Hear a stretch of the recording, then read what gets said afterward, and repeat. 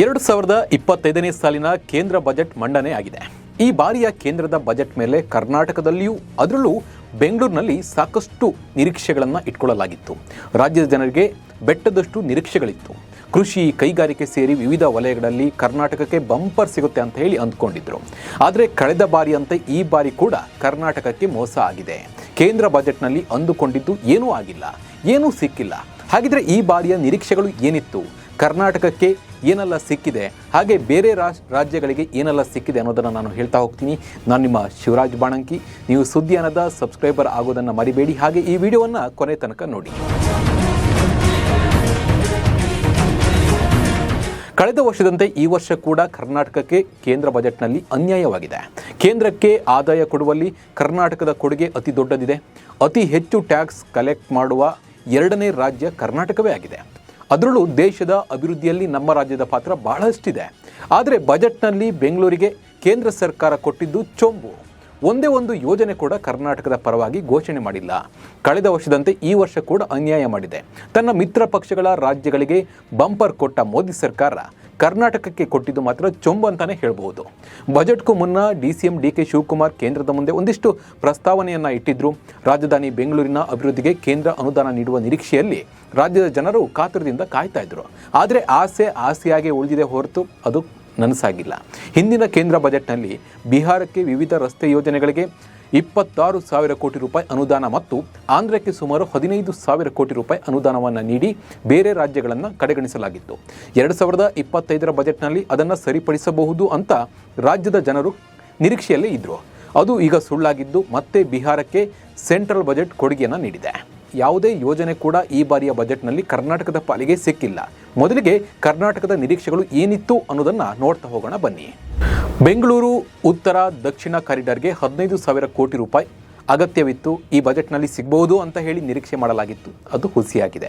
ಇನ್ನು ರಿಂಗ್ ರಸ್ತೆ ಮೇಲ್ದರ್ಜೆಗೆ 8,916 ಕೋಟಿ ರೂಪಾಯಿಗಳ ಅಗತ್ಯವಿತ್ತು. ಈ ಬಗ್ಗೆ ಕೂಡ ನಿರೀಕ್ಷೆ ಇತ್ತು. ಇನ್ನು ರಾಜ್ಯ ಕಾಲುವೆ ನಿರ್ವಹಣೆ ವಿಸ್ತರಣೆಗೆ 3,000 ಕೋಟಿ ರೂಪಾಯಿ ಅಗತ್ಯವಿತ್ತು. ಆ ನಿರೀಕ್ಷೆ ಕೂಡ ಸುಳ್ಳಾಗಿದೆ. ಇನ್ನು ಬೆಂಗಳೂರಿನ ಪ್ರಮುಖ 17 ಫ್ಲೈಓವರ್ಗೆ 12,000 ಕೋಟಿ ರೂಪಾಯಿ ಅಗತ್ಯವಿತ್ತು. ಆ ನಿರೀಕ್ಷೆ ಕೂಡ ಈಡೇರಿಲ್ಲ. ಇನ್ನು ಬಿಸಿನೆಸ್ ಕಾರಿಡಾರ್ಗೆ 27,000 ಕೋಟಿ ರೂಪಾಯಿ ಅನುದಾನ ಅಗತ್ಯವಿತ್ತು.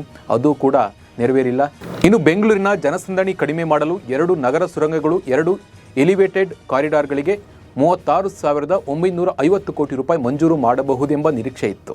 ಆದರೆ ಆ ನಿರೀಕ್ಷೆ ಸುಳ್ಳಾಗೋಗಿದೆ. ಇನ್ನು ಬೆಂಗಳೂರಿನ ಸಂಚಾರ ದಟ್ಟಣೆ ಕಡಿಮೆ ಮಾಡಲು 30,000 ಕೋಟಿ ರೂಪಾಯಿ ವೆಚ್ಚದ 60 ಕಿಲೋಮೀಟರ್ ಉದ್ದದ ಸುರಂಗ ಮಾರ್ಗ ನಿರ್ಮಿಸಲು ರಾಜ್ಯ ಸರ್ಕಾರ ತೀರ್ಮಾನ ಮಾಡಿದೆ. ಈ ಯೋಜನೆಗೆ ಅನುದಾನ ನೀಡಲು ಕೇಂದ್ರ ಸರ್ಕಾರಕ್ಕೆ ಮನವಿ ಮಾಡಿತ್ತು. ಈ ಎಲ್ಲ ನಿರೀಕ್ಷೆಗಳು ಕೇವಲ ನಿರೀಕ್ಷೆಗಳಾಗಿಯೇ ಉಳಿದಿವೆ ಹೊರತು ಯಾವುದು ಕೂಡ ಈಡೇರಿಲ್ಲ. ಕರ್ನಾಟಕಕ್ಕೆ ಒಂದೇ ಒಂದು ಯೋಜನೆ ಘೋಷಣೆ ಆಗದೇ ಇರುವುದು ಒಂದು ಬೇಸರದ ಸಂಗತಿ. ಯಾವುದೇ ಒಂದು ಮಹತ್ವದ ಯೋಜನೆ ಯಾವುದು ಕೂಡ ಕರ್ನಾಟಕಕ್ಕೆ ಘೋಷಣೆ ಆಗಿಲ್ಲ. NDA ಮಿತ್ರ ಪಕ್ಷಗಳಿಗೆ ಬಂಪರ್.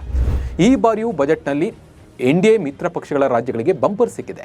ಕಳೆದ 2 ಅವಧಿಯಿಂದಲೂ ಸ್ವತಂತ್ರವಾಗಿ ಆಡಳಿತ ನಡೆಸಿದ್ದ ಪ್ರಧಾನಿ ನರೇಂದ್ರ ಮೋದಿ ಸರ್ಕಾರ ಈ ಬಾರಿ ಸಮ್ಮಿಶ್ರ ಸರ್ಕಾರವನ್ನು ನಡೆಸ್ತಾ ಇದೆ. ಸಮ್ಮಿಶ್ರ ಸರ್ಕಾರದ ಭಾಗವಾಗಿ ಬಿಹಾರದ JDU ಹಾಗೂ ಆಂಧ್ರ ಪ್ರದೇಶದ ತೆಲುಗು ದೇಶಂ ಪಕ್ಷ ಇವೆ. ಕಳೆದ ಬಾರಿಯ ಕೇಂದ್ರ ಸರ್ಕಾರದ ಬಜೆಟ್ನಲ್ಲೂ ಈ ಪಕ್ಷಗಳಿಗೆ ಭರ್ಜರಿ ಬಂಪರ್ ಸಿಕ್ಕಿತ್ತು. ಈ ಬಾರಿಯೂ ಅದೇ ರಿಪೀಟ್ ಆಗಿದೆ. ಕೇಂದ್ರ BJP ಸರ್ಕಾರದ ಆಧಾರ ಸ್ತಂಭಗಳಾಗಿ ಈ ಪಕ್ಷಗಳು ಇವೆ. ಈ ಬಾರಿ ನಿರೀಕ್ಷೆಯಂತೆ ಈ 2 ರಾಜ್ಯಗಳಿಗೆ ಭರ್ಜರಿ ಗಿಫ್ಟ್ಗಳನ್ನು ಕೊಡಲಾಗಿದೆ.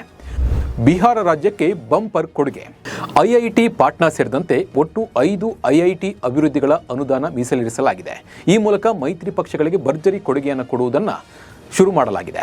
ಅಲ್ಲದೆ ಮುಂದುವರೆದು ಗ್ರೀನ್ ಫೀಲ್ಡ್ ವಿಮಾನ ನಿಲ್ದಾಣ ಮಂಜೂರು ಮಾಡಲಾಗಿದೆ. ಬಿಹಾರದ 500 ಹೆಕ್ಟೇರ್ ಜಮೀನಿಗೆ ನೀರಾವರಿ ಯೋಜನೆಯನ್ನು ಅಭಿವೃದ್ಧಿ ಮಾಡುವುದಾಗಿ ಹೇಳಲಾಗಿದೆ.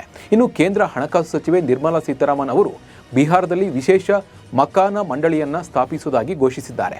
ಇದರಿಂದ ಬಿಹಾರದಲ್ಲಿ ಮಕಾನ ಉತ್ಪಾದನೆ, ಮಾರುಕಟ್ಟೆ ವ್ಯವಸ್ಥೆ ಅಭಿವೃದ್ಧಿ ಆಗಲಿದೆ ಎಂದು ನಿರೀಕ್ಷೆ ಮಾಡಲಾಗಿದೆ.